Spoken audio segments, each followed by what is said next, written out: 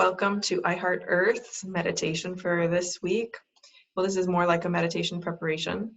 I am Jennifer Harvey Sallin, and this is Karin Eglinton, and we are the co-creators of this initiative.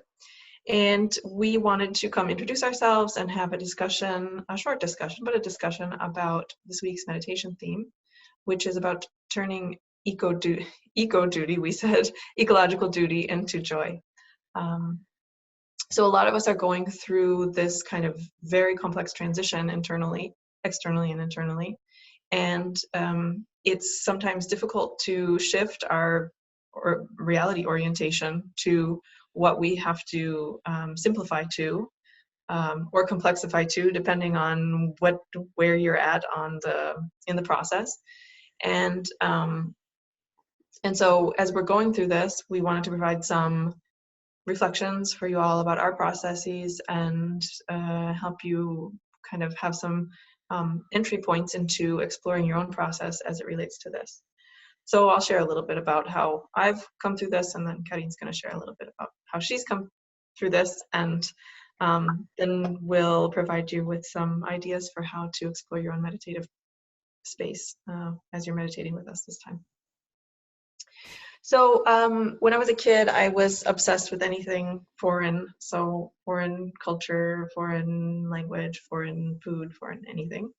And I grew up very religious. And one of my favorite things to do was at the church, we have this big wall of the missionaries. And one of my favorite things to do was just to study all of the missionaries, where they lived, figure out where they lived, what language they spoke, what their culture was like that they lived in, and so on.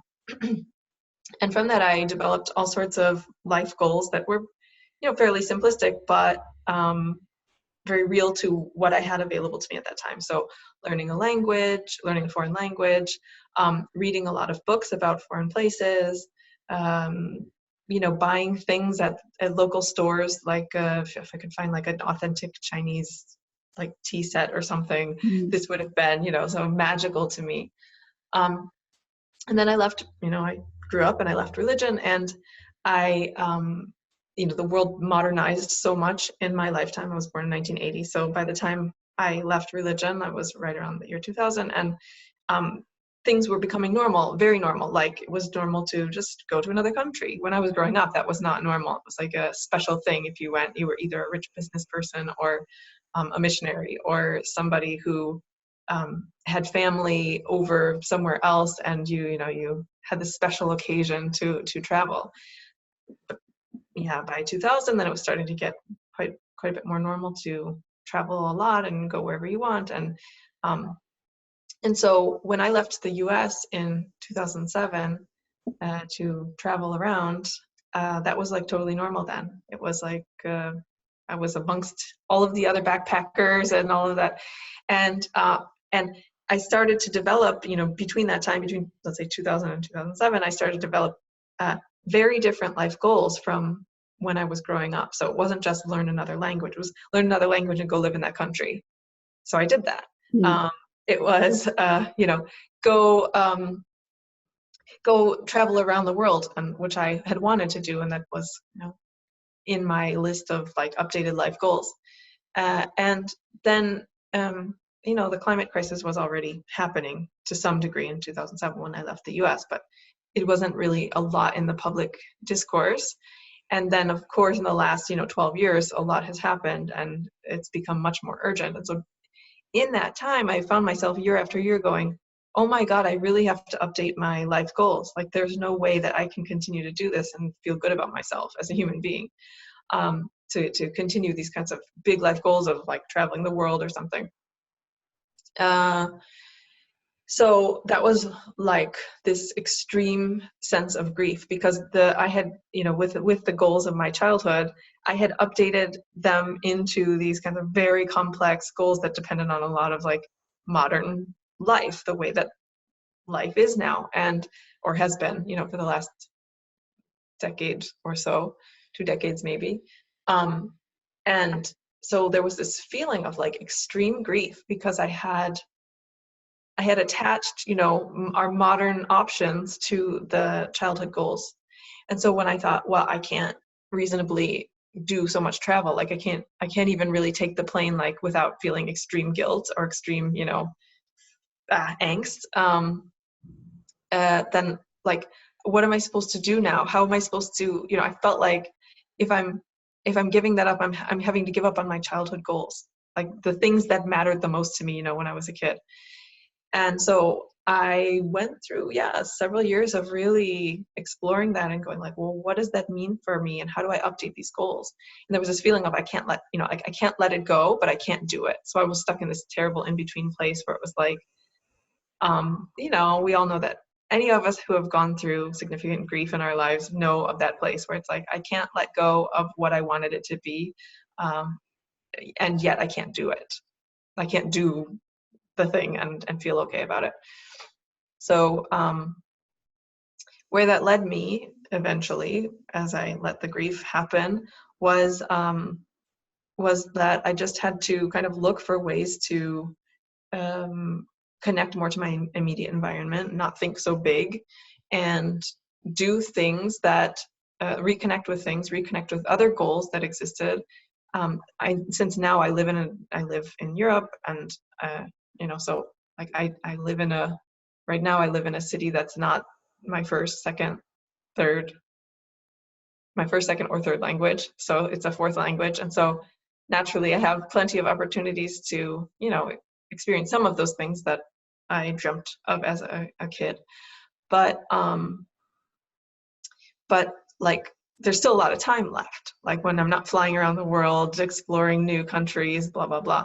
So I was like, in that time, what am I doing with myself? And it's been really interesting to see how having to simplify from my big, the big picture, the big goals, has, made me do things that I didn't do for years. I have I'm looking around my house right now.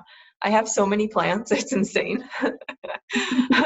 We have a garden outside with, fresh vegetables and herbs and such. And that's something that I didn't do for years. I didn't even, I kind of even refused to stay put for very long. We moved around a lot. And it was it was just a very sort of different life before that didn't allow me to do these really simple things. So as I've been doing these simple things, because I have more time to invest in my current, here and now space. It's been so fascinating to reconnect with other childhood goals that I had sort of left behind because of modern life and the way that things had evolved. So when I was a kid, I was super obsessed with Little House on the Prairie. I mean, obsessed. I could repeat all the words of the episodes, and I was obsessed. And I even had my own bonnet. My mom made me a bonnet, and I with a little dress, and I dreamed so. I mean, I dreamt for years of having living on a farm and living in a tiny little town, and kind of doing a really, really simple life. Well, my adult life didn't turn into that at all. I mean, I grew up in a very busy suburban area, and then I lived in Rome for a few years, and then we moved to Switzerland. I always lived in a city, and so it was like I didn't have that. I just moved totally away from those goals. I had forgotten them. I'd met some of these other goals in other weird ways, but those I just sort of forgotten, this sort of simplicity with the earth and so on and so forth. But being sort of forced to, or having to, as we're saying with our meditation theme, having to stay put and focus here on what am I growing around here, in my very sort of smaller, restricted life. That has brought this old stuff back. That's yes, this simplicity, yes, having my hands in the earth,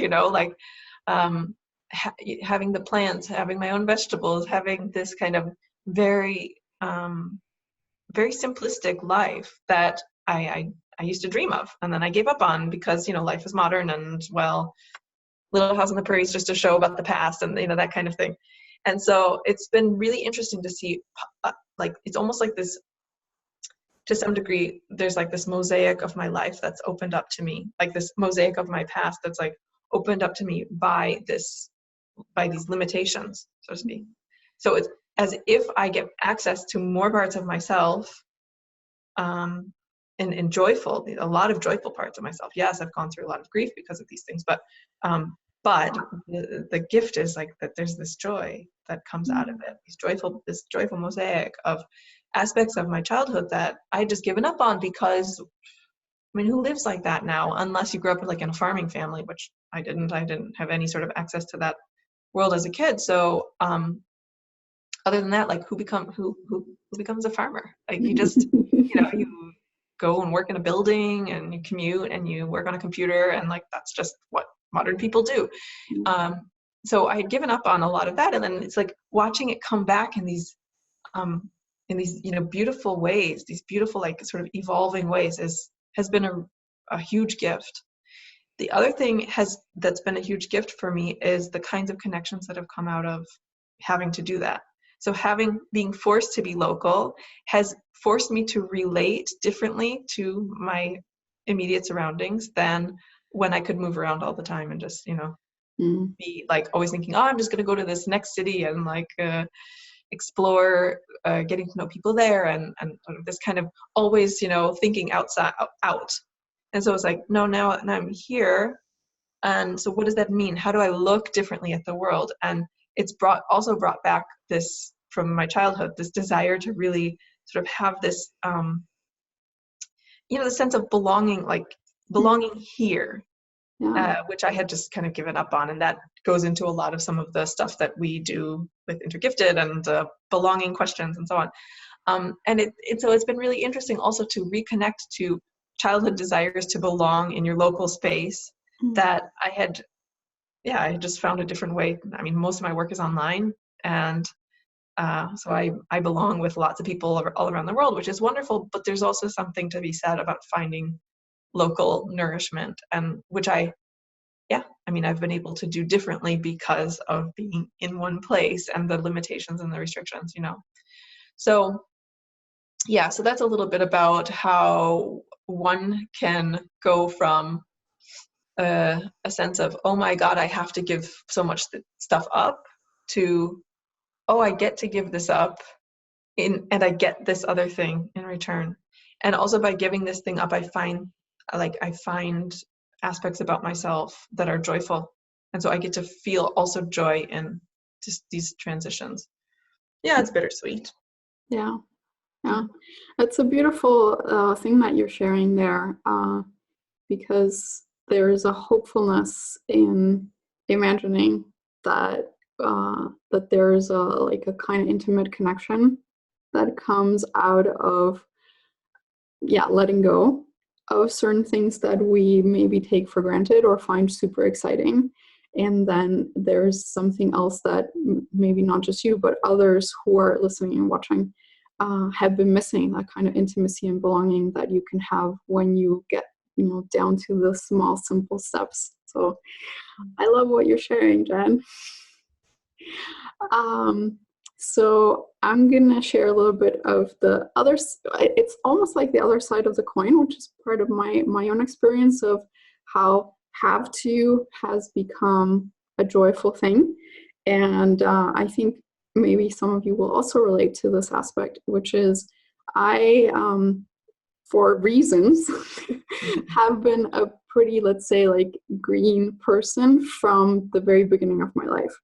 And it's a combination of my interests. It's been always something like nature has always been interesting to me, and the kinds of messages that I received at the right time, so through education and through media, that it made it so that from a very young age I was super concerned about the environment. And so that meant that as I was growing up, I was doing a lot of these sort of like quick processes of grieving and letting go, and grieving and letting go. And it made my life quite unusual, actually. It made it so that I decided from a very early age to not walk the mainstream path. And it was a very conscious decision for me. And so that meant, for example, going vegetarian at a really young age and trying to raise awareness about the environment at a very young age and being seen as weird and sort of like misfit type because I was not doing the things that everybody else was doing or pursuing the goals that everybody else was pursuing. And so then in adulthood, I continued to have a fairly unusual lifestyle in that I would only choose to work jobs that resonated with my values, and that's hard to find. I would only work part-time so that I would have lots of times to volunteer in the different things that I really cared about. And yes, saying this on video, I've never worked like a full-time job, like it's a 9-to-5 full-time job in my whole life. That doesn't mean that I haven't worked full-time, mind you. I have worked all my life as well, but it has been always in these very unusual lifestyle kind of ways. And so that meant that at some point in my late 20s and now, I've had to really do a process of coming to terms with the fact that the system that we live in, capitalism and the work world and all these things, they're not going to disappear in the blink of an eye as much as I would like them to. And it doesn't matter how many volunteer hours I put into the things that I believe in, I was still going to have a job and pay my bills. And this has been a long process for me to realize that. So my have-tos in the service of the planet and the environment and the climate emergency have to engage in the mainstream world, have to go shopping in a supermarket, sometimes, like when I can't buy local and so on.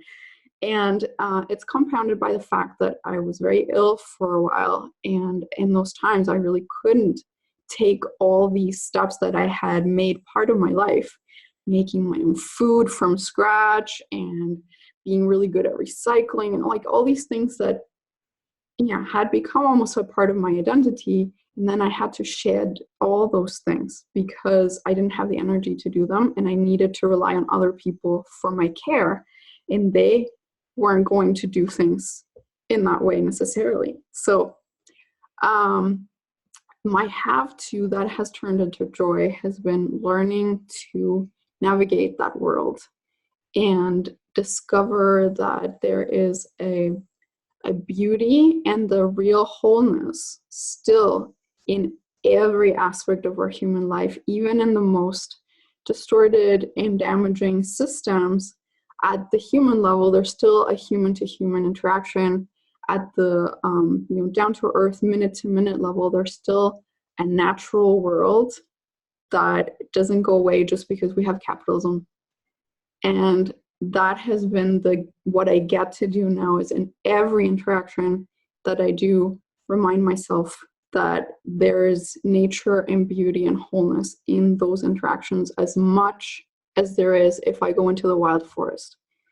And making my way in as an entrepreneur in the online world where I have to be on my computer all day long instead of out in the wild woods by myself or camping somewhere, I have to find the gratitude for the connections that allows me and for the ability to reach people in ways that I couldn't do when I was on in the sidelines of life.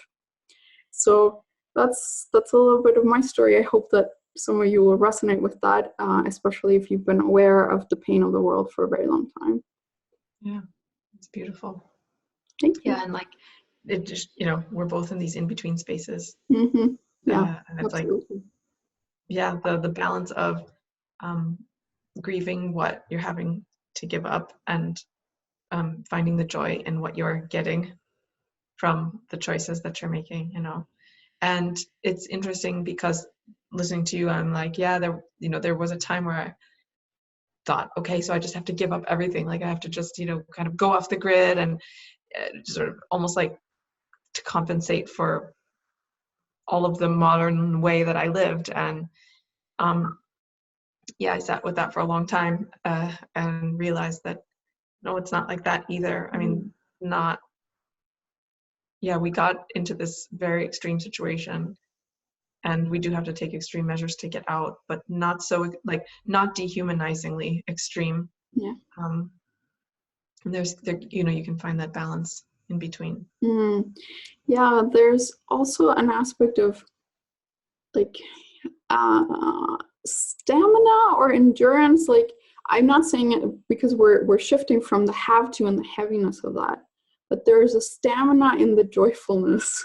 Yeah. It's like a disciplined joyfulness and Yeah. a disciplined gratitude for the opportunities that we have, because this is such a vast scale of the situation that we have right now with the climate emergency, that there's no one of us that can really get out of it and rest from it somewhere outside of the world. Yeah. So then we need to cultivate this kind of, like I said, like an enduring joy, even when we lose hope, and even when we lose that sense of, oh, when will there be some relief? And so it's like giving up the idea of relief and finding the ability to rest in the in-between moments has been such a crucial skill. Yeah, absolutely. Yeah. I mean, just learning how to nervous system regulate when when things are feeling overly urgent has been a key for me. And that's been another like gift of all of this, is that I've learned levels of nervous system regulation that I wouldn't have learned if this hadn't been happening. Like, I would have just kept on my life and with the goals as they were and the routine as it was. Yeah, and what you're saying is really, it's really important to say that this is, it's a skill that one learns. Like, it's not like I had some, it wasn't like I started gardening and then I had this big revelation and I was like, suddenly I'm, totally joyful. It was about training my attention, because it could be like, I could be, I don't know, planting the seeds and watering them while the whole time thinking, this is so unfair. I wish I could be, on an airplane somewhere on the other side of the world and learning another language and blah, blah, blah, blah, blah, And no, it's been very intentional, like the cultivation of gratitude and present moment awareness. And like you said, like, not necessarily living in a chronic emergency state, like recognizing that there is an emergency, but having this enduring joy that's going through the process. Like, that's part of the whole picture. Like, you having joy is part of the whole picture of you contributing. Yeah. So to close, are there any suggestions that we would like to leave our viewers for this week's meditation? Yeah, so I wanted to suggest that as you're going into this meditation, that maybe you take some time to reflect back onto your childhood wishes, things that you would have, things that were goals for you, things that you loved, and see if there are any connections between the things that you're giving up now and the things that gave you a lot of joy when you were a kid. So some of the things that I've heard from clients that I've worked with on these topics have been like, I used to love like going for a picnic in the park with freshly made food. But then, as we got older, like we never took the time to do that. We would just go to a restaurant instead. And so rediscovering the simple joy of, making a sandwich at home, walking to the park, sitting and eating the sandwich at the park, it might sound like such a tiny little thing, but the amount of joy that it can give people.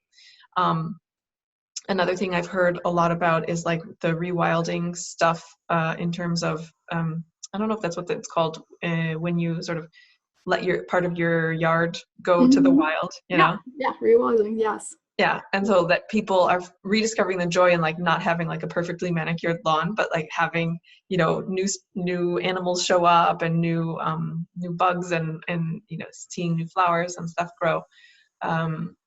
And so having this kind of joy of like this more wild nature that they forgot that they even loved because they just got used to like having a super manicured lawn. The joys of walking, I remember like maybe 10 years ago or so, I found an article on how people just like weren't walking just for the simple pleasure of walking. It was always like purposed walking. So like walking to exercise, walking to get from point A to point B.